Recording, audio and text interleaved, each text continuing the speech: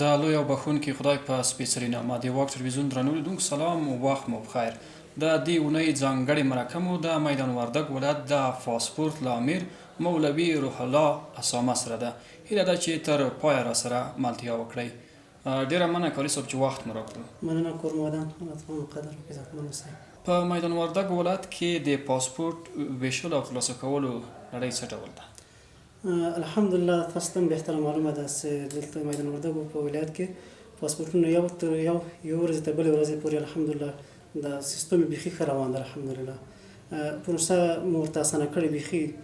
هر پاسپورت غوښتونکی کولی شي چې دوی په خپل وخت سره مراجعه وکړي او پاسپورت په خپل وخت سره اگر که 10 ورځې د تایم مراحل غواړي او په خپل پاسپورت چاپ شوی ترلاسه کړي. ډېره مننه. د پاسپورت اخیستونکو لپاره مو دلته کوم سهولتونه رامنځته کړي دي؟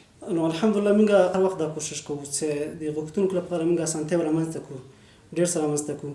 خو اوس هم الحمدلله پروسه بیخي ښه روانه ده. کولی شي یو غوښتونکی خپل نوبت کې، ځکه دلته موږ په ولسوالۍ کې نوبت کړی دي، په خپل نوبت سره راسي او خپل پاسپورت ترلاسه کړي. ډېره مننه کاري صاحب. په ورځ کې څومره کسان دلته د پاسپورت غوښتنلیکونه درکوي او د دې ترڅنګ تاسو په ورځ کې څومره کسانو ته پاسپورتونه توزیع کوئ؟ دلته خو موږ ته پاسپورت غوښتونکي موږ ډېر عریضې راکوي او تقریبا موږ ته 100 دانې په دې کې آنلاین راځي، روزانه 100 جدوله، او په دې کې آفلاین چې موږ کوو تقریبا تر 180 پورې تر خلکو نه اخلو. نو هغه کار الحمدلله بیخي ښه روانه ده، تر 180 پورې له خلکو نه عریضې اخلو. ډېره مننه. د میرمنو لپاره کوم سهولتونه دلته تاسو رامنځته کړي دي؟ د میرمنو لپاره موږ دلته الحمدلله سهولتونه ډېر رامنځته کړي دي. حتی تر دې پورې چې د بایومیټریک هغه لپاره موږ زنانه کارمنده کړې ده، هغوی لپاره هم بیخي دغه کار زر په مخ روان شي.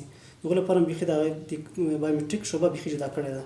ډېره مننه. د ولسوالیو لپاره ورځې مشخصې دي؟ که مشخصې دي څو ورځې هرې ولسوالۍ ته ورکړل شوي دي؟ دلته ولسوالیو لپاره ورځې مشخصې دي.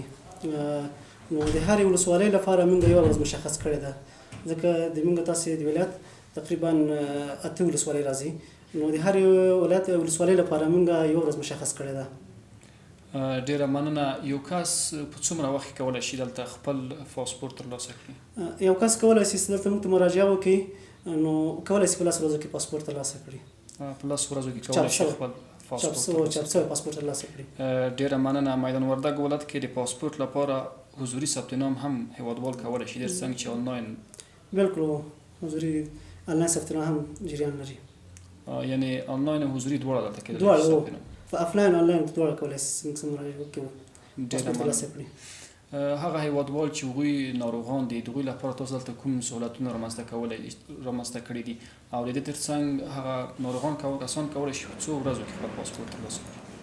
هغه ناروغان چې ډېر شدید مریضان وي، سخت ناروغان وي، نو لکه اکثره قلبي تکلیف وي، والونه باندې د زړه یا سرطاني ناروغي باندې اخته وي، دوی کولی شي دوی ته موږ حق اولویت ورکړی د مریضانو ته. دوی ته بیا موږ یو مکتوب ورکوو په ریاست عمومي باندې. نو هغلته په ریاست عمومي کې په 2 ورځو کې کولی شي دوی پاسپورت ترلاسه کړي. دونه اسانتیا موږ سره برابر کړي ورته مریضانو ته.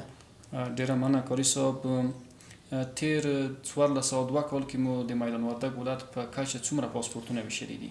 له 1402 تر 1403 پورې موږ الحمدلله تقریبا تر 4423 جوړ د پاسپورتونه موږ توزیع کړي دي. د تیر کال د پاسپورتونو د ویش د رقم څومره عواید ترلاسه کړي دي؟ تقریبا د تیر کال له 1402 تر 1403 پورې کوم عواید موږ ترلاسه کړي دي هغه 125 میلیونه 3,70,000 دي. ډېره مننه. د پاسپورت اصلي قیمت څومره دی؟ د پاسپورت اصلي قیمت 4,200 ده. دغه په کوچنیانو او لویانو کې فرق کوي؟ یعنې بله بله. د لویانو لپاره څومره قیمت او د کوچنیو ماشومانو لپاره څومره قیمت دی؟ د لویانو لپاره خو 4,200 تحویلیږي او د کوچنیانو لپاره بیا 3,250 افغانۍ کېږي تحویلیږي. ډېره مننه. هغه کسان چې غواړي دلته پاسپورت ترلاسه کړي کوم اسنادو ته اړتیا ده تر څو هغوی دلته حاضر شي خپل پاسپورت ترلاسه کړي؟ پاسپورت غوښتونکو لپاره د اسنادو اړتیا په وخت کې موږ څه ډېره ورته اړتیا لرو هغه تذکره ده. خو که چېرته کاغذي تذکره وي نو کاغذي تذکره به هرومرو تایید شوي او که الکترونیکي وي مشکل نشته پکې. او هو هیوادوال نه غوښتنه څه ده چې هغوی دلته غواړي پاسپورټونه ترلاسه کړي؟ د هغو هیوادوالو لپاره همدا غوښتنه ده چې دلته خپل پاسپورټ ترلاسه کړي. دلته کله مراجعه کوي دوی د خپل نظم مراعات کړي، ځکه موږ هر ولسوالۍ تعیین کړې ده او خپل ولسوالۍ په خپل نوبت کې مراجعه وکړي. دلته اکثره وخت موږ دوی کله ترتیبوو یا تنظیموو بیرون خپل اصول نه مراعاتوي موږ سره. ډېره مننه مولوي صاحب، خیر کور ودان. ډېره مننه چې وخت مو راکړو. مننه کور ودان، تاسو دلته راغلئ. ډېره مننه. سلامت. دا واک تلویزیون درنو لیدونکو د دې اونۍ ځانګړې مرکه تر همدې ځای وه.